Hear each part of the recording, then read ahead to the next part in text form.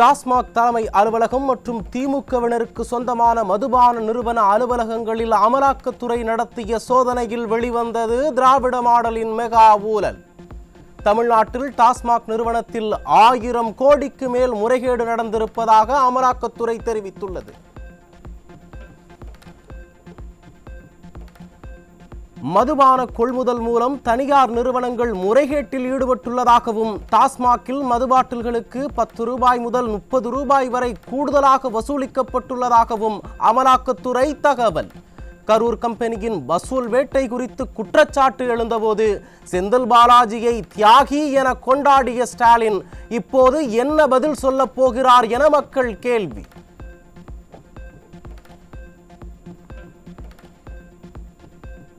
டாஸ்மாக் நிறுவனத்தில் பணியிட மாற்றம் உள்ளிட்ட பல்வேறு முறைகேடு நடைபெற்றது கண்டுபிடிப்பு.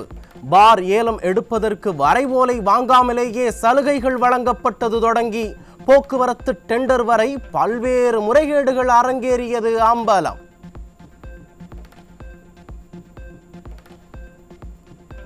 ஜிஎஸ்டி, பான், KYC இல்லாதவர்களுக்கு டெண்டர் வழங்கிய திராவிட மாடல் டாஸ்மாக் நிர்வாகம். அமலாக்கத்துறை நடத்திய சோதனையில் டாஸ்மாகில் அரங்கேறிய விதவிதமான ஊழல்கள் அம்பலமானது.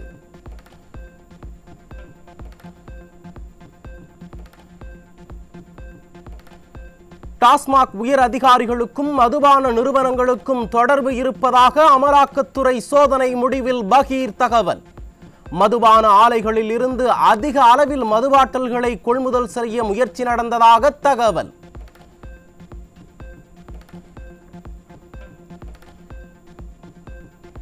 மதுபான நிறுவனங்கள் திட்டமிட்டு செலவுகளை உயர்த்தி காட்டியும் பாட்டிலிங் நிறுவனங்கள் மூலம் போலியாக கொள்முதல் செய்வது போல கணக்கு காட்டியதும் அம்பலம்.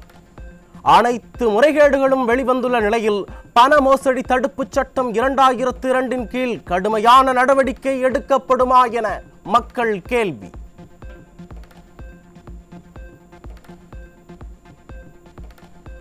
செந்தில் பாலாஜியை தியாகி என புகழ்ந்து புழல் சிறையிலிருந்து வழி நெடுகிலும் வரவேற்பு கொடுத்தது இதற்குத்தானா முதல்வரே? தன்னைத்தானே புகழ்ந்து கொள்ளும் திராவிட மாடல் முதல்வர் டாஸ்மாக் மெகா ஊழல் குறித்து மௌனம் கலைக்க வேண்டும் என மக்கள் ஆத்திரம்.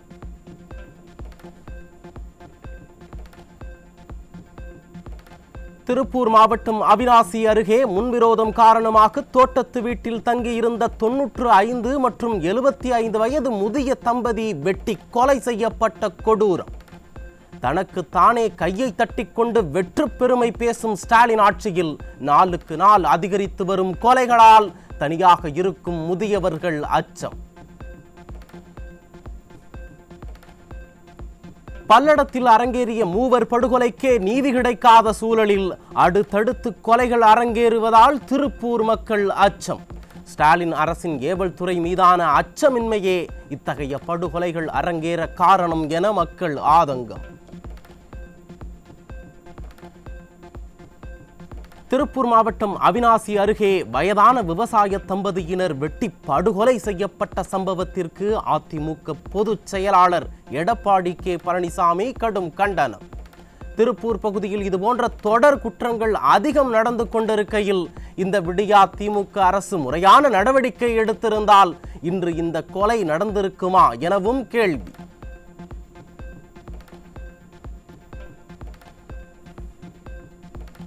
பல்லடம் பகுதியில் ஒரே குடும்பத்தைச் சேர்ந்த மூவர் உயிரிழந்ததும் அப்போது அந்த இறந்தவரின் மனைவி அமைச்சரை சரமாரியாக கேள்வி கேட்டு சாடியதெல்லாம் நினைவில் இருக்கிறதா இல்லையா என ஸ்டாலின் அரசிற்கு எதிர்க்கட்சி தலைவர் கேள்வி.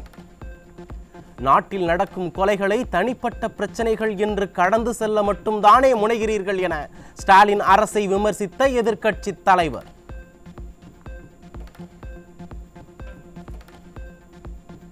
வெற்று விளம்பரங்களால் மக்கள் வயிற்றை நிரப்ப முடியாது. சர்வாதிகாரி என்று தன்னைத்தானே சொல்லிக் கொண்டால் மட்டுமே சட்டம் ஒழுங்கை சீர் செய்துவிட முடியாது. விடியா ஆட்சியில் மீதம் இருக்கின்ற சிறிது காலத்திலாவது சட்டம் ஒழுங்கில் கவனம் செலுத்தி பொதுமக்களின் பாதுகாப்பை உறுதிப்படுத்த முதல்வர் ஸ்டாலினுக்கு எதிர்க்கட்சி தலைவர் வலியுறுத்தல். திருவண்ணாமலை மாவட்டம் வந்தவாசி தொகுதி முன்னாள் சட்டமன்ற உறுப்பினர் செய்யாமூர் வே குணசீலனின் மறைவிற்கு அதிமுக பொதுச் செயலாளர் எடப்பாடி கே பழனிசாமி இரங்கல். குணசீலனை இழந்து வாடும் அவரது குடும்பத்தினருக்கு ஆழ்ந்த இரங்கலை தெரிவித்துள்ள கழக பொதுச் செயலாளர், அவரது ஆன்மா இறைவன் திருவடி நிழலில் இளைப்பாற இறைவனை பிரார்த்திப்பதாக அறிக்கை.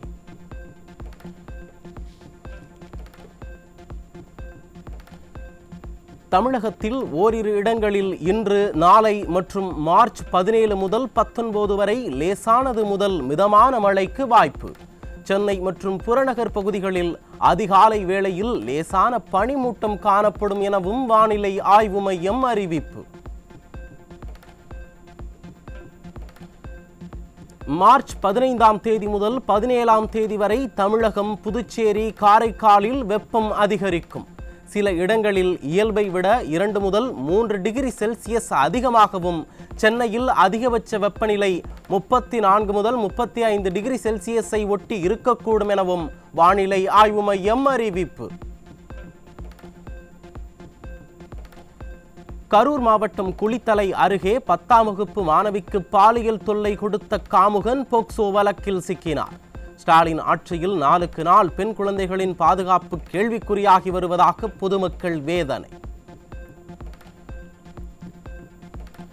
ஈரோடு மாவட்டம் பெருந்துறை தனியார் பாலிடெக்னிக் கல்லூரியில் 17 வயது மாணவிக்கு பாலியல் தொல்லை கொடுத்த பேராசிரியர் போக்சோவில் சிக்கினார். கமிஷன், கலெக்ஷன், கமிஷன் என செயல்படும் ஸ்டாலின் ஆட்சியில் மாணவிகளுக்கு எதிரான குற்றங்களை தடுப்பதில் அரசு கவனம் செலுத்தவில்லை என மக்கள் ஆதங்கம். கரூரில் 2 வயது பெண் குழந்தைக்கு பாலியல் தொல்லை கொடுத்த கொடூர தந்தை சிக்கினார். ஸ்டாலின் ஆட்சியில் குழந்தைகளுக்கு எதிரான குற்றங்கள் நாள்தோறும் அதிகரிக்கும் அவலம். ராமநாதபுரம் மாவட்டம் தொண்டி அருகே பாசிப்பட்டினத்தில் மது போதையில் ஏற்பட்ட தகராறில் ஒருவர் அடித்து கொலை.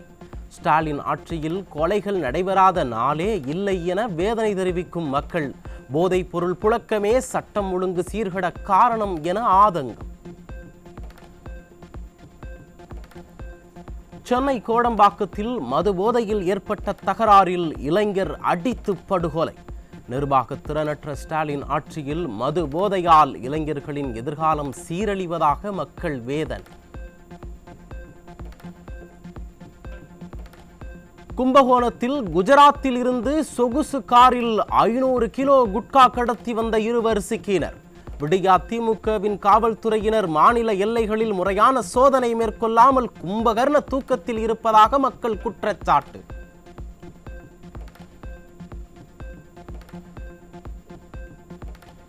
திருப்பத்தூர் மாவட்டம் ஆம்பூர் அருகே இருசக்கர வாகனத்தில் சென்ற பெண்களிடம் 10 சவரன் தங்கச்சங்கிலியை பறித்துச் சென்ற மர்ம நபர்கள். திராவிட மாடல் ஸ்டாலின் ஆட்சியில் காவல்துறையினர் ஏவல் துறையாக மாறியிருப்பதால் குற்றச்சம்பவங்கள் அதிகரித்துள்ளதாக மக்கள் குற்றச்சாட்டு.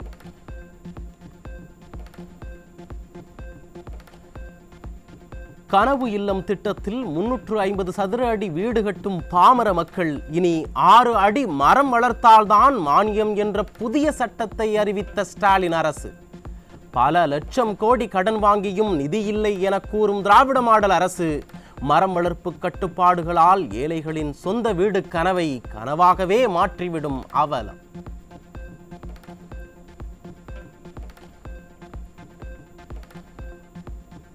விருதுநகர் மாவட்டம் அருப்புக்கோட்டை அருகே மனநலம் பாதிக்கப்பட்ட 14 வயது சிறுமிக்கு பாலியல் தொல்லை கொடுத்த காமுகன்களுக்கு 20 ஆண்டுகள் சிறை. இவ்வழக்கில் குற்றம் சாட்டப்பட்ட 4 பேருக்கும் 20 ஆண்டு காலம் கடுங்காவல் தண்டனை விதித்து நீதிமன்றம் தீர்ப்பு.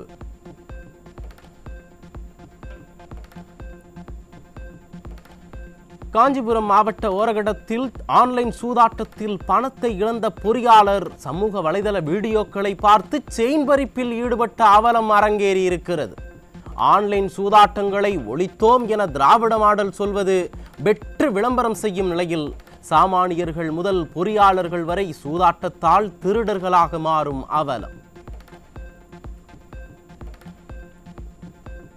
சென்னை பட்டினம்பாக்கம் பகுதியில் நீலக்கொடி கடற்கரை திட்டத்தை கொண்டு வருவதாக சென்னை மாநகராட்சி அறிவித்திருக்கும் நிலையில் பொதுமக்கள் எதிர்ப்பு தெரிவித்துள்ளனர். இத்திட்டத்தால் அப்பகுதியில் வசித்து வரும் பொதுமக்கள் மற்றும் மீனவர்களின் வாழ்வாதாரம் பாதிக்கப்படும் என அச்சம். அவங்களோட நோக்கம் ஒரு நீலக்குடினா ஒரு சுற்றுலாவை ஈர்க்கிறதுக்கான ஏகப்பட்ட கடற்கரை பகுதிகள் இருக்குது. மீன்பிடி தொழிலே இல்லாமல் மீனவர்களுக்கு பாதிப்பு இல்லாத ஏகப்பட்ட இடங்கள் இருக்குது. ஆனால் அதுக்கு மாறாக முழுக்க அதிகப்படியான மக்கள் இந்த மீன்பிடி தொழில் மீன் வியாபாரம் செய்கிற இந்த இடத்த அவங்க கையகப்படுத்துன்னு நினைக்கிறதுன்றது முற்றிலும் வேறான ஒரு விஷயமா நம்ம பார்க்கணும். கடலூர் மாவட்டம் பன்ருட்டி நகராட்சியில் சொத்து வரி கட்டாத தொழிலதிபர் வீட்டின் முன்பு சாக்கடை கால்வாயை சேதப்படுத்தி நகராட்சி ஊழியர்கள் அட்டூழியம். கடலூர் மாவட்டத்தில் வரி கட்டாதவர்களை குறிவைத்து கட்டிடத்தின் முன் குப்பை கொட்டுவது, வீட்டின் முன் பள்ளம் தோண்டுவது என கந்துவெட்டிக்காரர்களைப் போல நகராட்சி ஊழியர்கள் செயல்படுவதால் மக்கள் கடும் அதிருப்தி.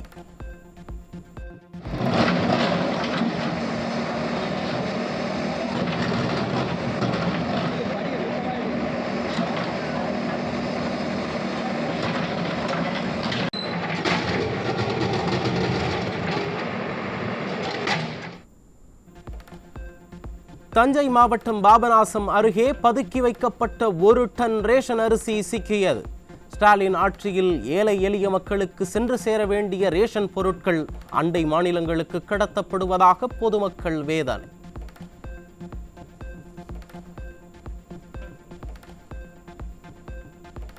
தேர்தல் நேரத்தில் அரசு ஊழியர்களின் கோரிக்கைகளை நிறைவேற்றுவோம் என பேசிய ஸ்டாலின் தற்போது சினிமா வசனங்களை பேசி அரசு ஊழியர்களை ஏமாற்றிவிட்டார்.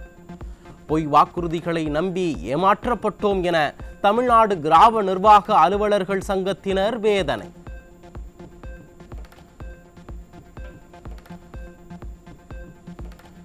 கன்னியாகுமரியில் விழிப்புணர்வு திரைப்படம் காண்பிப்பதாக மாவட்ட ஆட்சியரின் கையெழுத்தை போலியாக இட்டு தனியார் பள்ளிகளில் பணம் வசூலிக்கப்பட்ட அவலம். திராவிட மாடல் அரசும் பள்ளிக்கல்வித்துறை அமைச்சரும் விளம்பரங்களில் மட்டுமே கவனம் செலுத்தி வருவதால் மாவட்ட ஆட்சியரின் பெயரிலேயே மோசடி செய்யும் அளவிற்கு துணிச்சல் ஏற்பட்டுள்ளதாக மக்கள் விமர்சனம். திமுக கொடுத்த தேர்தல் வாக்குறுதிகளை நிறைவேற்றுவது உள்ளிட்ட 21 அம்ச கோரிக்கைகளை வலியுறுத்தி வேலைநிறுத்த போராட்டத்தில் ஈடுபட்ட ஊரக வளர்ச்சித்துறை அலுவலர்கள். நாளுக்கு நாள் அரசு ஊழியர்கள் துறைவாரியாக வேலைநிறுத்த போராட்டத்தில் ஈடுபடுவதால் எதிர்வரும் தேர்தலில் திமுகவின் தோல்வி உறுதி என மக்கள் கருத்து.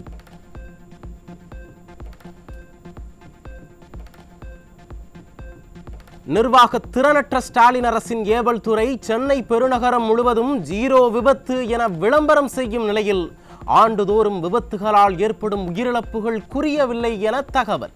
கார் ரேஸ் நடத்துவதில் கவனம் செலுத்தும் ஸ்டாலின் ஆட்சியில் விளம்பரத்தில் 0 விபத்து, ஆனால் தரவுகளில் 0 பாதுகாப்பு என மக்கள் விமர்சனம். சென்னை மாநகராட்சி சார்பாக சாலைகளை சுத்தம் செய்ய வாங்கிய இயந்திரங்கள் வேலை செய்கிறதா என மேயர் பிரியா சுத்தமாக இருக்கும் இடத்தில் சோதனை செய்த காட்சிகள் வெளியாகி நகைப்பை ஏற்படுத்தி உள்ளது.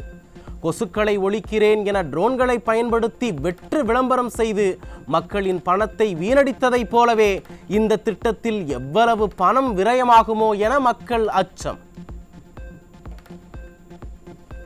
சென்னை அரசு மருத்துவமனைகளில் ஸ்கேன், எக்ஸ்ரே போன்ற பரிசோதனைக்கு வருவோரிடம் ஜிபே மூலம் பணம் செலுத்த வேண்டுமென நிர்பந்திக்கப்படுவதால் நோயாளிகள் வேதனை. மாரத்தான் அமைச்சர் மாசு இந்த பிரச்சனைக்கு புதிய விளக்கம் தராமல் முற்றுப்புள்ளி வைக்க வேண்டுமென மக்கள் கோரிக்கை.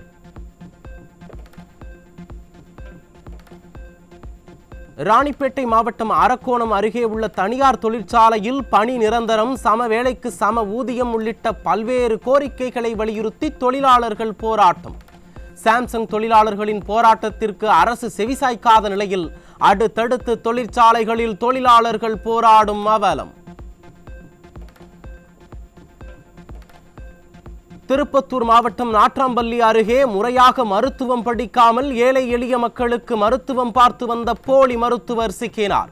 நிர்வாக திறனற்ற ஸ்டாலின் அரசு அரசியல் காழ்ப்புணர்ச்சியால் அம்மா மினி கிளினிக்குகளை மூடியதே இத்தகைய போலி மருத்துவர்கள் உருவாக்க காரணம் என ஏழை மக்கள் வேதனை.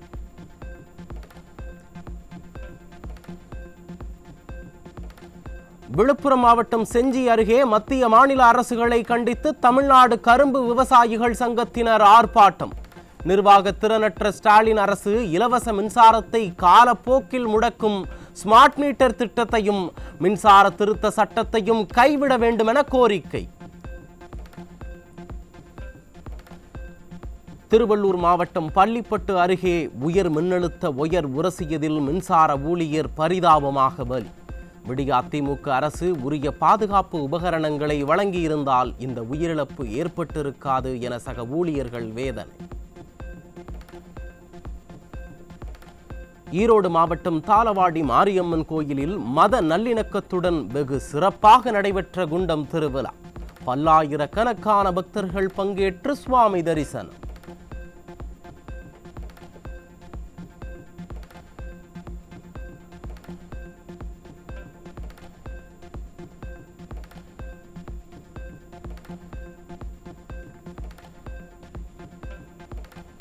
கோயில்களில் பக்தர்கள் உணவருந்திய எச்சில் இலையில் அங்க பிரதட்சணம் செய்ய தடை. தனி நீதிபதியின் உத்தரவை ரத்து செய்து உயர்நீதிமன்ற மதுரை கிளை நீதிபதிகள் அமர்வு உத்தரவு. கனவு இல்லம் திட்டத்தில் வீடு கட்ட 2 மரங்களை வளர்க்க வேண்டுமென புதிய நிபந்தனை விதித்து எளிய மக்களின் வீடு கட்டும் கனவில் மண்ணள்ளி போட்ட திராவிட மாடல். நிதி பற்றாக்குறையால் திண்டாடும் ஸ்டாலின் அரசு உரிய நேரத்தில் வீட்டிற்கு நிதி கொடுக்க திறனில்லாமல் நிபந்தனைகளை விதித்து ஏமாற்றுவதாக மக்கள் விமர்சனம். ஜனவரி 17 அன்று விண்வெளியில் இணைக்கப்பட்ட ஸ்பேடெக்ஸ் விண்கலன்கள் வெற்றிகரமாக பிரிக்கப்பட்டது. இஸ்ரோ குழுவின் துல்லிய திட்டமிடலாலும் அபார உழைப்பாலும் செயற்கைக்கோள்களை இணைக்கும் மற்றும் பிரிக்கும் சோதனைகள் வெற்றியடைந்து இந்தியா விண்வெளி ஆராய்ச்சியில் மேலும் ஒரு மைல்கல்லை எட்டியுள்ளது.